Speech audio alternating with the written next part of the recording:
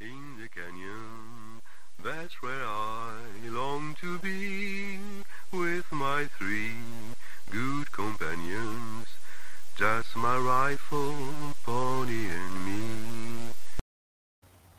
Bonjour à toutes et à tous, je suis extrêmement heureux aujourd'hui de vous retrouver. C'est une journée spéciale, c'est une journée consacrée à l'un des plus grands cinéastes du monde, de l'histoire du cinéma, pas que français, de l'histoire du cinéma, c'est Jean-Pierre Melville.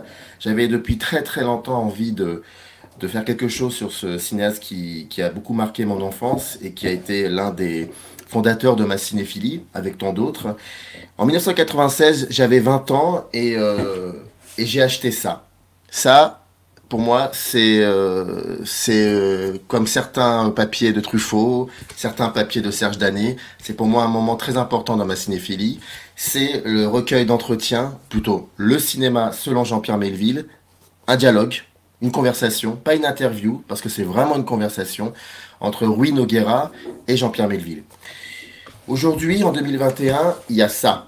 Ce bouquin a été réédité avec 2-3 choses supplémentaires, on en parlera.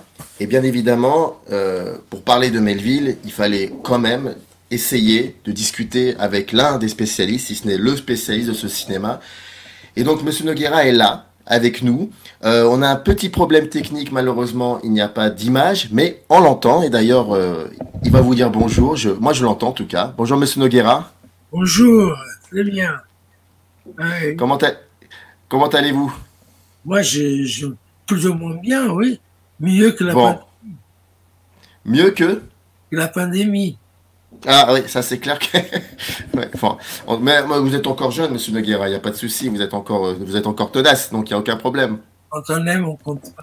Ouais. Exactement, quand on aime, on compte pas. Je suis très très content vraiment que vous ayez accepté cette interview et ça me fait vraiment plaisir. Et vous avez tellement donné beaucoup d'interviews sur Melville. Il y a ce bouquin qui existe. Pourquoi, comme dirait l'autre, mes films existent. Pourquoi vous voulez que je parle? Le bouquin existe. Pourquoi vous voulez parler de nouveau? Mais vous avez quand même accepté cette interview pour une chaîne YouTube et je vous en remercie beaucoup. C'est pour moi. Est-ce que vous avez reconnu la chanson du générique?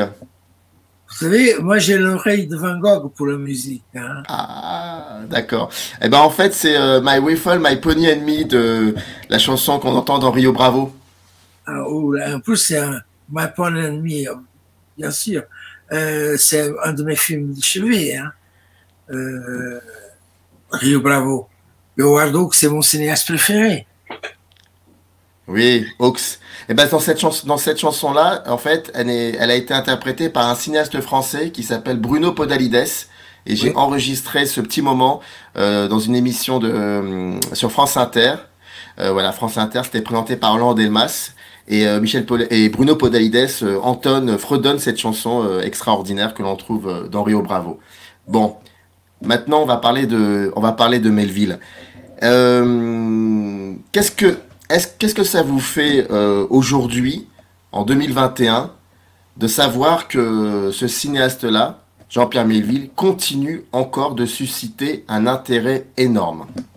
C'est normal, au contraire, je trouve ça formidable parce que quand j'ai fait les livres, bon, c'était une commande, c'était pas Melville. On m'avait commandé un livre entretien avec Truffaut, avec François Truffaut.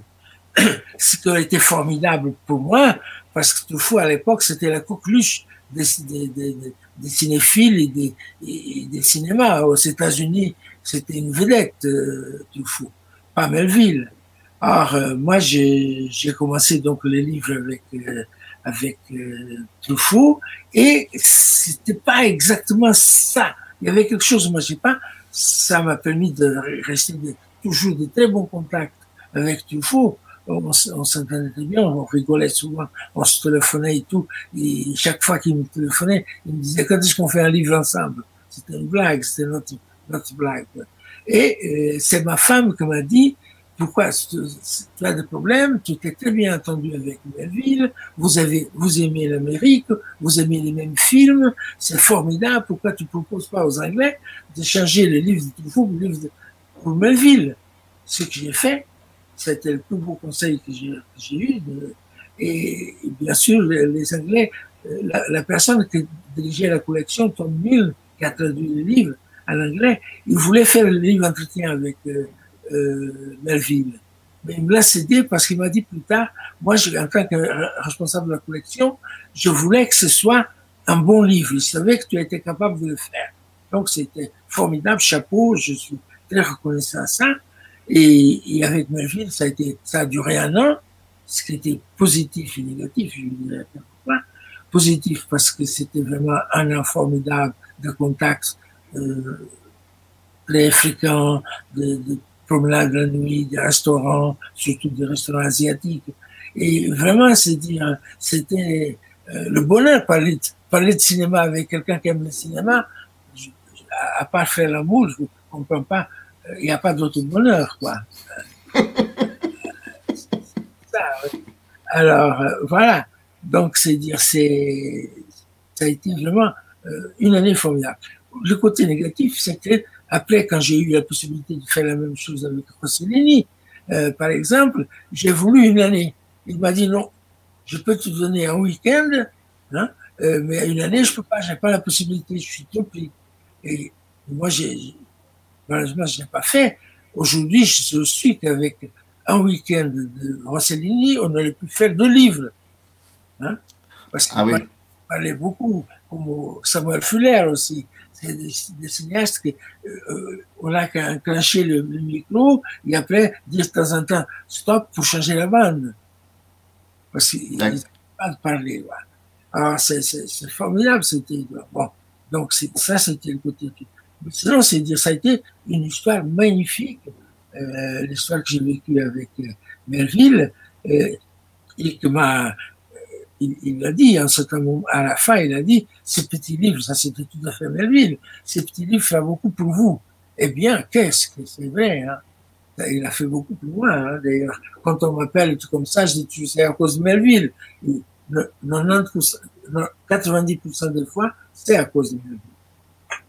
Alors, ce que j'ai omis de dire, et je m'en excuse, hein, vraiment, c'est peut-être l'émotion qui fait que je suis un peu perdu, je m'en excuse, mais Rui Nogueira, vous n'êtes pas qu'un spécialiste de l'œuvre de Melville, parce que avant de dialoguer avec Jean-Pierre Melville pendant un an, bah, vous avez fait pas mal de choses. Vous êtes critique de cinéma, vous êtes surtout un très très très bon intervieweur qui a interviewé pas mal de personnes, des grands noms de l'histoire du cinéma. Il y a de cela. Vous êtes journaliste et vous avez aussi collaboré. Interrompez-moi si je me trompe, hein, Monsieur Nogueira, mais vous avez collaboré avec Henri Langlois à la Cinémathèque. Voilà, vous avez fait beaucoup de choses. C'est peut-être toutes ces choses-là qui ont fait que vous retrouvez devant Jean-Pierre Melville pendant plus d'1 an. C'était la continuité logique de votre parcours de cinéphile, je crois. Oui, absolument. C'est un peu vrai. L'histoire ça me fait toujours barrer quand je dis que quand on dit que j'étais un très bon intervieweur, je vais vous dire pourquoi, parce que dans la revue où je travaillais, je disais toujours je suis le meilleur intervieweur de Paris. Et un jour, on m'a proposé l'interview d'un grand cinéaste, et j'étais très flatté, je dis mais pourquoi vous m'avez choisi? Parce que je fais les meilleurs entretiens de Paris. Ils avaient oublié que c'était moi qui l'avais dit ça. Moi, j'ai beaucoup de défauts, mais je ne me suis jamais pris au sérieux. La seule chose que je revendique à fond, c'est mon amour inconditionnel pour le cinéma. Ça. Mais s'il n'y avait pas de cinéma, qu'est-ce que vous auriez fait, Monsieur Nogueira? Oh, j'aurais peut-être dirigé un bordel, je ne sais pas. C'était un autre monde. Le cinéma aussi, c'est un grand bordel. Hein, le monde du cinéma. Vous êtes natif du Mozambique et non. Ah pardon, vous êtes né au Mozambique. Non, je suis né au Portugal. Je suis parti à Porto, là où il y a le vin, là. Et après, je suis parti au Mozambique. J'avais 4-5 ans, hein, et je suis revenu avec beaucoup de trucs. Je suis revenu 17 ans plus tard, marié et avec une seule envie, c'est de partir à Paris. C'était mon rêve, c'était Paris. Et donc, au Portugal, en 2 mois, j'ai été arrêté 2 fois. Et donc, la deuxième fois, c'était une bonne excuse pour me tirer vers Paris. Hein, je ne l'ai jamais regretté. J'ai peut-être parfois regretté d'avoir quitté Paris plus tard, mais j'ai jamais regretté d'avoir été à Paris. Et donc pardonnez-moi pour cette erreur, mais c'est au Mozambique que vous découvrez le cinéma. C'est là-bas que vous serez sûr et certain que ça vous lâchera pas de votre vie, le cinéma. À l'école primaire, et mon père était fonctionnaire des PTT et il a été muté dans une ville plus grande. Et moi, je suis resté, pour ne pas rater l'année, à quelques mois, je suis resté chez un couple d'infirmiers qui avait deux choses que je me souviens, j'ai toujours reconnaissant ça. Ils étaient très racistes, ils étaient cinéphiles, mais cinéphiles de base. Alors j'ai pris seulement ce qui m'intéressait, c'était la cinéphilie. J'ai pas pris le racisme. Alors comme cinéphile, c'est dire que il ne savait pas que c'était un metteur en scène. À l'époque, on parlait pas de ça, mais je connaissais tous les acteurs. Je me souviens même que je confondais un peu physiquement, pas physiquement, les noms. Clark Gable et Guy Cooper. Hmm. Je savais très bien quand je voyais le visage, c'était un, mais des fois, je mettais pas le nom qu'il fallait, quoi. Mais Oui, mais ça, c'était, pour moi, c'était sacré, hein. C'était mon acteur préféré de l'époque, je me souviens très bien, et ça reste, malgré tout, c'est Errol Flynn. Moi, j'étais un et, grand fan d'Errol Flynn. et aujourd'hui, vous l'êtes encore fan d'Errol Flynn? Absolument, oui. C'était un libertin, c'était un grand vivant, et c'était, voilà, tout ce que pouvait avoir pour me plaire. Je vais vous provoquer un petit peu, Rui Nogueira. Est-ce que vous pratiquez le cinéma comme lui il pratiquait aussi le cinéma, Errol Flynn, c'est-à-dire sans se prendre trop au sérieux? Oui, c'est dire, moi, c'était, le cinéma pour moi, c'est un peu comme la nourriture. C'est dire, c'était nécessaire pour vivre. Donc, c'est pour ça que je suis un peu déçu, parce que d'habitude, j'avais une moyenne d'un film par jour, et des fois, je dépassais ça, hein, tandis que l'année dernière, j'ai vu 140 films, et cette année, j'ai vu 10 films en janvier et 2 films en février. Alors, je suis vraiment en perte de vitesse. Oui, Et, parce que vous regardez les films au cinéma, c'est ça, dans une salle de cinéma. j'ai 7000 DVD, hein. Ah oui, d'accord, ok. Mais maintenant, je suis un collectionneur. C'est ma maladie. Non. Je suis très malade, je suis un collectionneur de nature. Quoi. Et maintenant, je me suis mis au Blu-ray. Voilà. C'est ma dernière folie. Et donc vous en profitez pour vous procurer pas mal de classiques pour redécouvrir les films, voilà. Surtout de classiques. Ça ne m'empêche pas qu'il y a des films actuels que j'aime beaucoup. Hein. Le cinéma n'est pas mort, il est moribond, c'est différent. Oui, ah oui, je suis d'accord avec vous là-dessus. C'est vrai que dans les années 80, il y avait comme ça des théories provenant de critiques de cinéma, souvent, ou de cinéastes, qui disaient que le cinéma est mort. Mais c'était plus une provocation, je crois. Moi, en 1970, hein, j'ai interviewé bien sûr Melville, j'ai interviewé Jean-Claude Carrière. En Ah, 1970, Melville m'a dit le cinéma, pour moi, je vois la fin du cinéma en 2020. Et en 1970, Jean-Claude Carrière m'a dit le cinéma, le temps de cinéma est illimité. Alors, lequel avait raison, je ne sais pas. allez, on va dire un petit peu, on va dire un petit peu Carrière quand même. On va lui rendre cet hommage-là. C'était un type remarquable. Alors, enfin, une intelligence extraordinaire. Comment vous avez, est-ce que vous vous rappelez de la première fois où vous tombez nez à nez avec un film de Jean-Pierre Melville?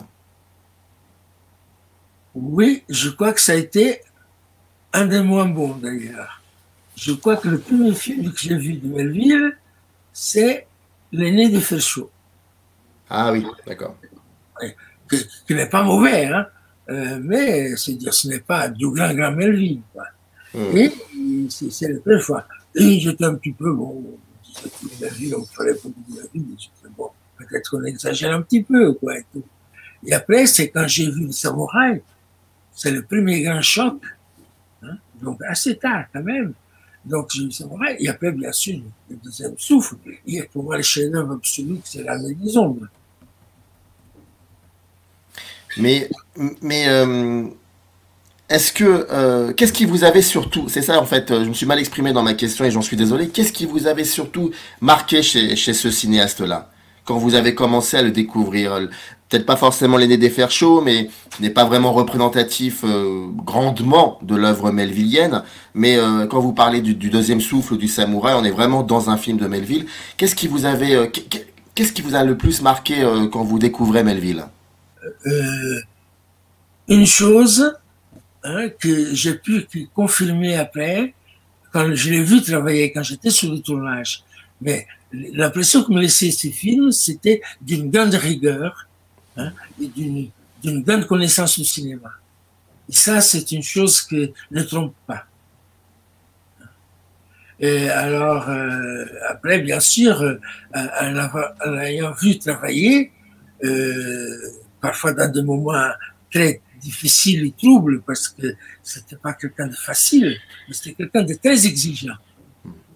Et je trouve ça fondamental. Si on veut créer, il faut abdiquer de tout compromis et vraiment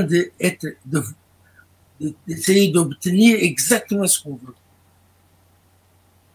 Il y a une, si je peux me permettre, je vais me permettre de relire juste trois quatre phrases de la postface qui se trouve dans la dernière édition de votre livre.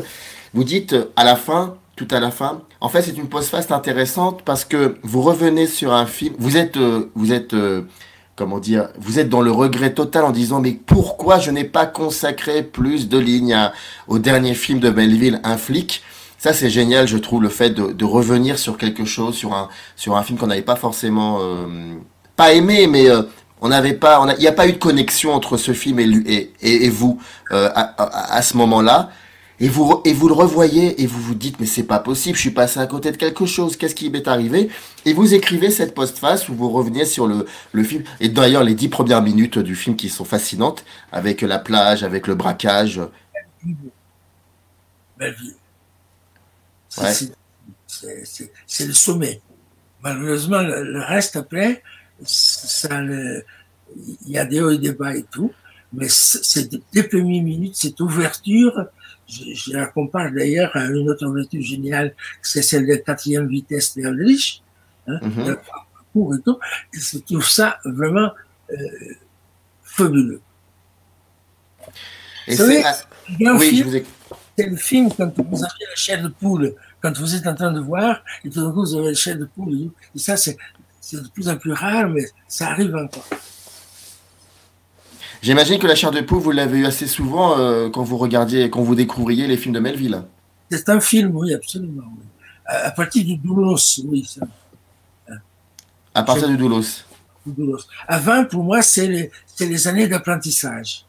Même s'il y a des choses importantes, il y a des films importants et tout, mais c'est des films qui étaient très importants pour l'époque, mais c'est dire, il était encore en train de trouver sa place dans le monde du cinéma. Et ça, c'est à partir du Doulos qu'il a, pour moi, la maîtrise complète. Alors, avant qu'on commence à parler du livre, c'est-à-dire de l'intérieur du livre et de l'ambiance qu'il y avait au moment où vous conversiez avec Jean-Pierre Melville, juste revenir sur les dernières phrases de la postface parce que je les trouve vraiment assez intéressantes. Vous dites, au fond, il y a trois types de films. Ceux qui résistent à l'usure du temps immuable, ils ne changent pas. Ceux que le temps détruit et qui nous déçoivent à chaque nouvelle vision. Ceux très rares qui s'améliorent avec les années comme les bons crus. Est-ce que vous placeriez Melville dans la dernière, le Oui, dernier type de film? c'est pour ça que je dis, on verra dans quelle des trois catégories, on pourra placer un flic dans quelques années. Parce qu'il faut toujours laisser le temps. Le temps, c'est le mieux agent d'un film. C'est comme pour le vin, c'est dire. Il faut laisser le temps. Des films qu'on trouvait ridicules. Langlois me disait toujours, hein, il faut tout garder, parce que peut-être les films que nous adorons aujourd'hui nous paraîtront ridicules dans 50 ans, hein, et les films que nous n'aimons pas aujourd'hui seront considérés comme des chefs-d'œuvre. Je trouve ça absolument, pour moi, c'est une chose qui m'est restée et à laquelle je crois, vraiment. Quand j'ai découvert votre livre en 96, celui-ci, j'avais 20 ans. J'avais déjà vu quelques films de Jean-Pierre Melville, surtout à la télévision, parce que c'est vrai que c'est un des cinéastes français qui... la télévision est très amoureuse des films de Jean-Pierre Melville. L'Armée des Ombres, c'est pour peut-être le film le plus diffusé à la télévision pour les raisons que vous savez. Hein, ça parle d'une période historique importante. Mais d'autres films aussi se passent à la télévision très souvent. Et c'est là que j'ai découvert Melville. Et quand j'ai lu ce recueil d'entretien, cette conversation qui existait déjà depuis le début des années 70, ça va vous paraître un petit peu... allez, je vous le dis. Quand j'ai découvert, c'était la première fois que je découvrais Melville parler, et je l'avais trouvé très arrogant. Et je me disais, oh là là, le pauvre Rui Nogueira, il a dû passer un mauvais quart d'heure avec lui. Pas du tout. Ça faisait partie du jeu. Oui. Il pouvait être arrogant et tout. Mais pourquoi? Il faut comprendre. Il n'était pas pris au sérieux comme cinéaste à l'époque. Tout le monde se voit. À moi, quand j'ai commencé les livres, ce qu'on m'a dit, un critique de cahier de cinéma m'a dit, il faut un cinéaste, il faut un Portugais du Mozambique pour s'intéresser à un cinéaste fasciste. À l'époque, nous étions en 68, 69, c'est-à-dire fasciste, ça voulait dire gaulliste. Hein, il faut placer les choses dans le temps. Ouais. Alors, donc, c'est dire, on se moquait de moi parce que je faisais ce livre. Surtout que j'avais choisi ce livre à la place de Truffaut, qui m'aurait vraiment propulsé très haut, dont je n'avais pas besoin et dont je m'en fous éperdument. Mais c'était comme ça. Il y a des modes, et les modes, ça se mode vite, mais elles peuvent faire du mal dans leur période d'existence.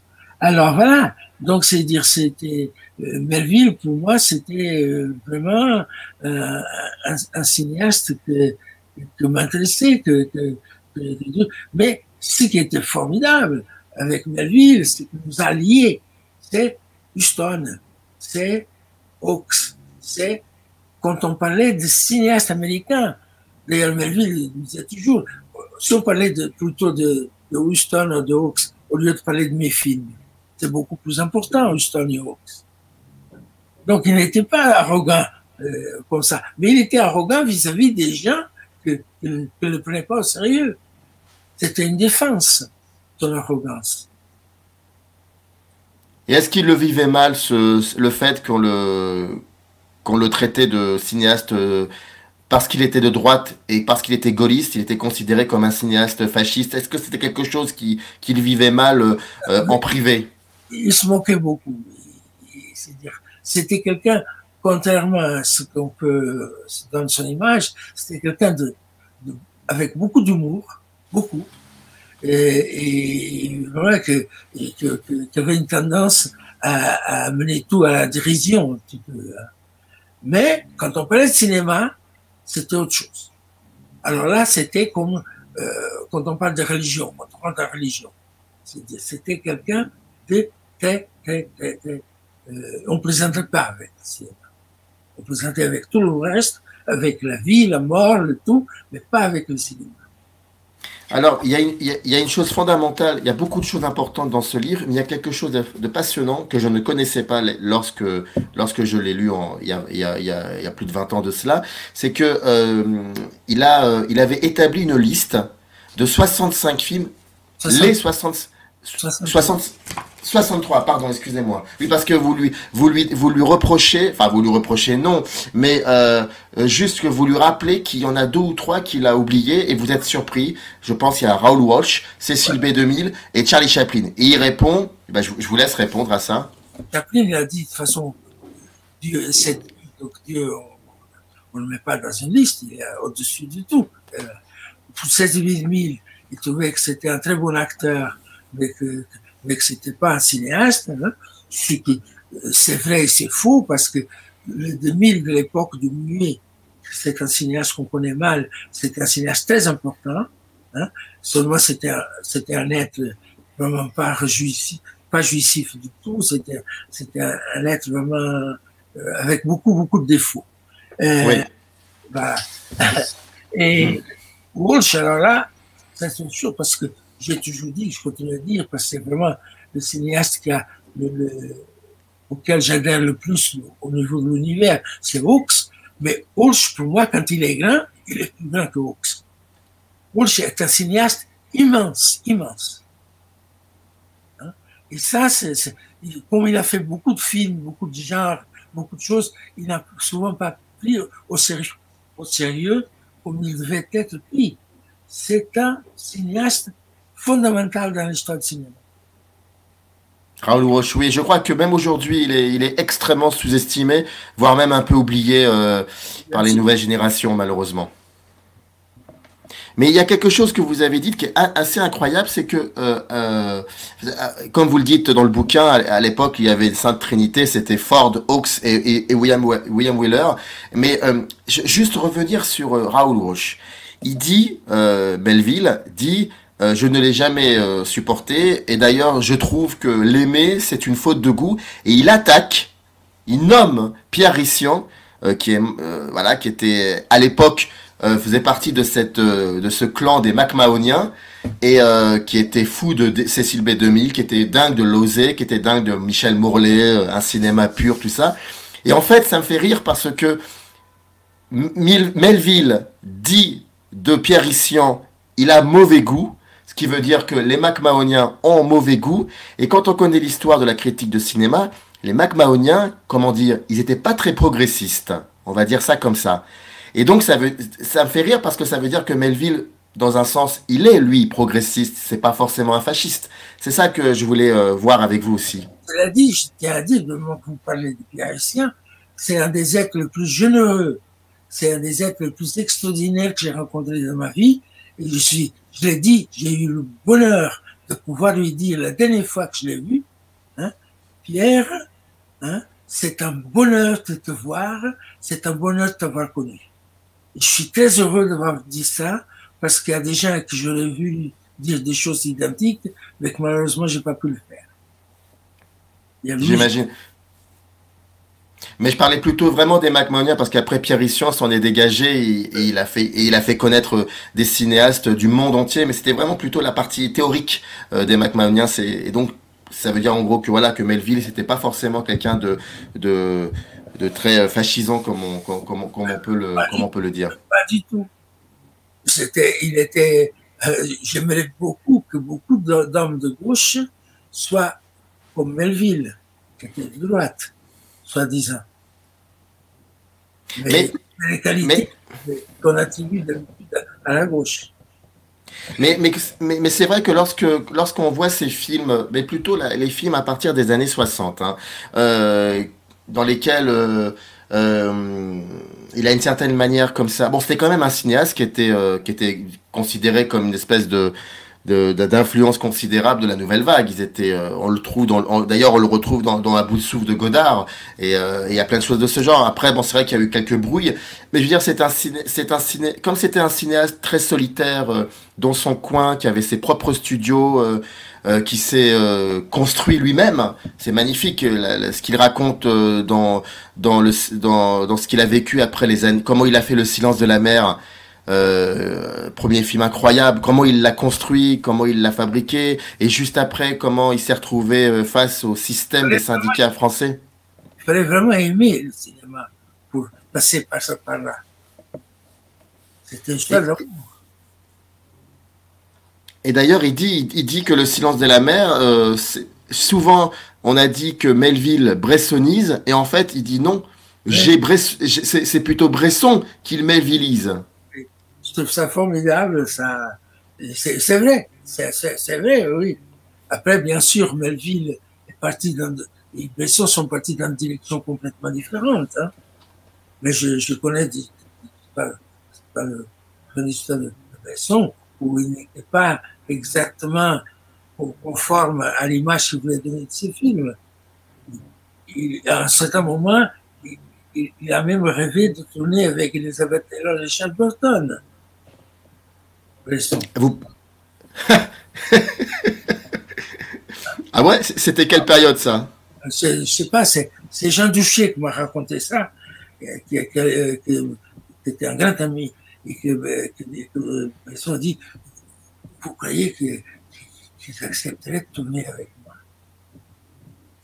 Donc, ça veut dire qu'il était prêt à nier un peu ça. Ça n'empêche pas que c'est un immense cinéaste, c'est un des grands cinéastes de l'histoire du cinéma. Hein. On ne discute pas ça. Mais il était dans notre famille. Pour revenir à Melville, qu'est-ce qui caractérise le cinéma de Jean-Pierre Melville, selon vous? C'est un peu difficile de dire des choses comme ça.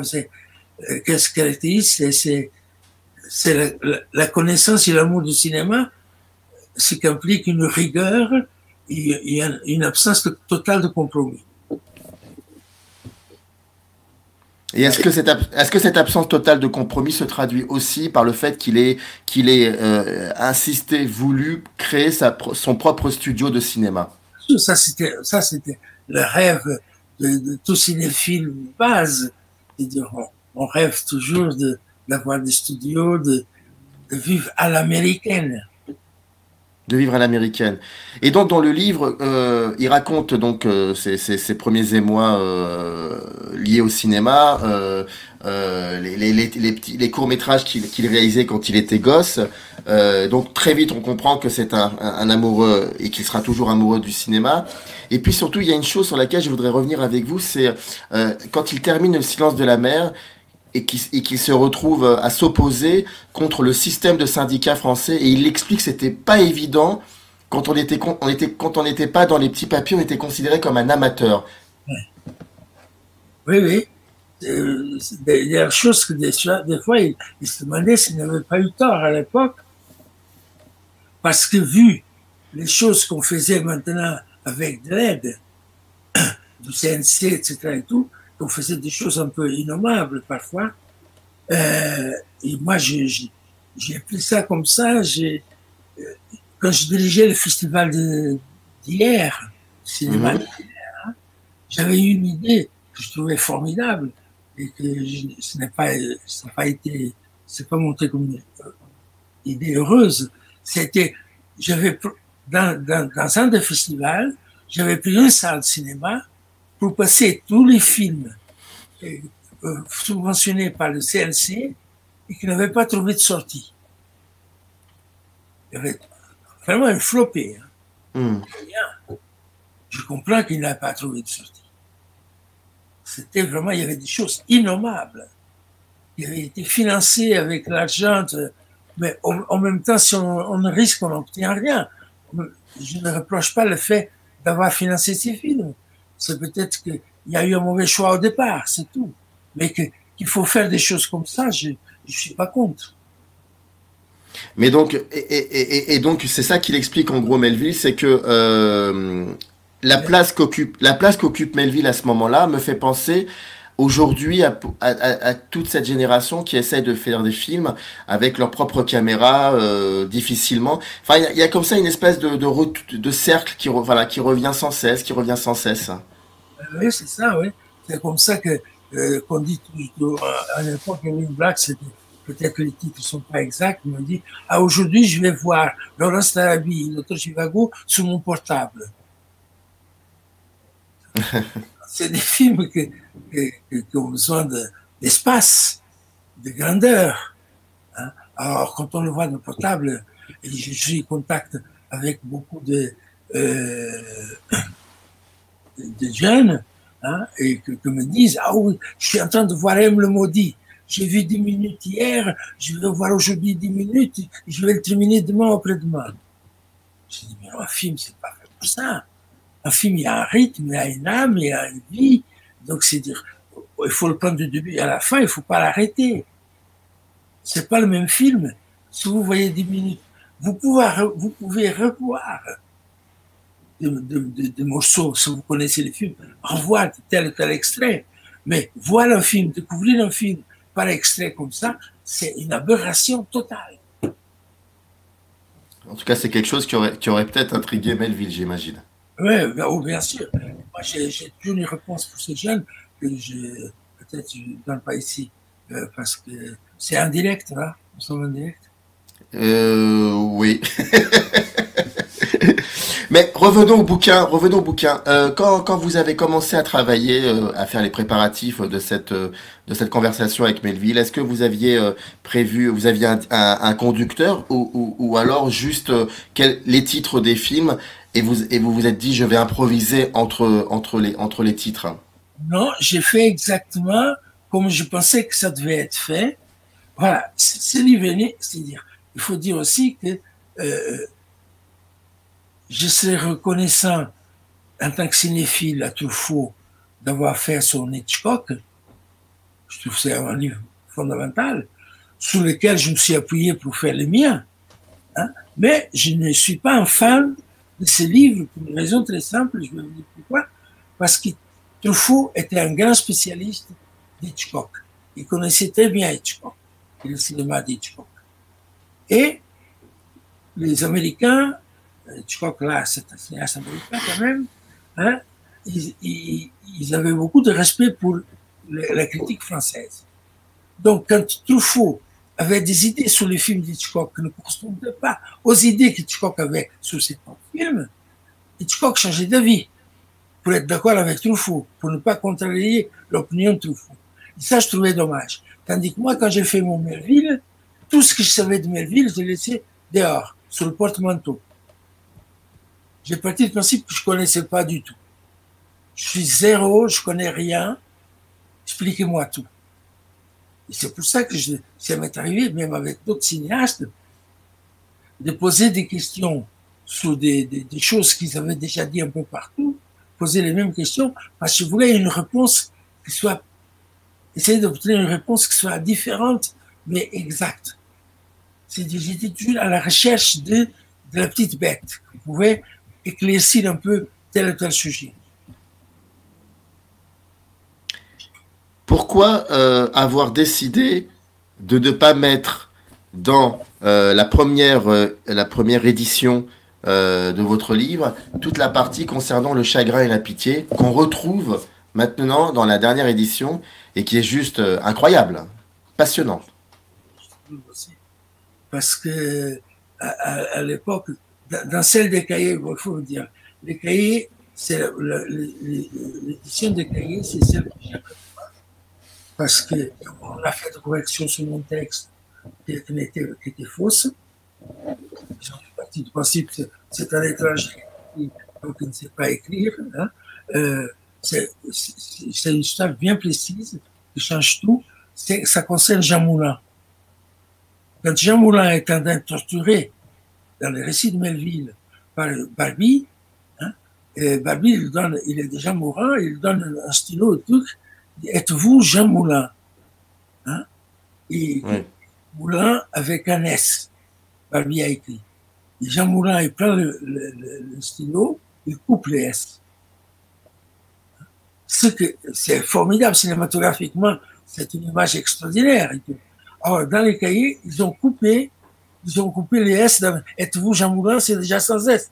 Donc, on ne comprend pas pourquoi. Qu'est-ce qu'il coupe? Quel S il coupe? C'est complètement, ça tient pas debout. Mais il faut dire que je venais de perdre ma femme, que les cahiers m'ont demandé de collaborer avec eux, et que je n'ai pas été très assidu à cette collaboration. Donc, j'ai aussi ma part de responsabilité. Par contre, où ils ont été très responsables, ils ont très mal géré le livre, ils ont raté le centenaire de Melville. Ça, je ne l'ai pas raté parce que je n'avais pas le droit. Donc, j'ai dû demander le droit, j'ai dû attendre un an que c'est le temps qu'il avance, et au bout d'un an, récupérer le droit et le donner à Capriti.